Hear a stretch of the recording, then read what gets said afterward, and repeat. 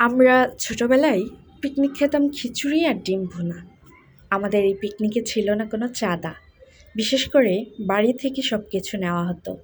বাড়ি থেকে চাল, ডাল, আলু, পেঁয়াজ, রসুন, আদা, মরিচ, হলুদ গুঁড়ো, মশলা ইত্যাদি। খিচুড়িতে থাকতো নানা রকম সবজি। তারপর সবাই মিলে নাচ গান, কেউ আবার রান্না করতো। তবে পিকনিকের একটি বিষয় নিয়ে সবসময় একটু ঝগড়াঝাটি হতো। পিকনিকে কী খাবো, কী রান্না হবে, এগুলা বিষয় নিয়ে ঝামেলা হতো। তারপরও এই ঝগড়া বিবাদের মধ্যে আনন্দ থাকতো। ঠিক সেরকম আজকে দেখলাম ছোটদের মধ্যেও ঝগড়াঝাটি হচ্ছে। ঝগড়াঝাটির পরে সিদ্ধান্ত নেওয়া হয় পিকনিক হচ্ছে। বড়রা করবে রান্না, ছোটরা তাদের সাহায্য করে। সবশেষে আনন্দ, হইচই আর খাওয়া দাওয়া এভাবেই চলছিল ছোটবেলার পিকনিক।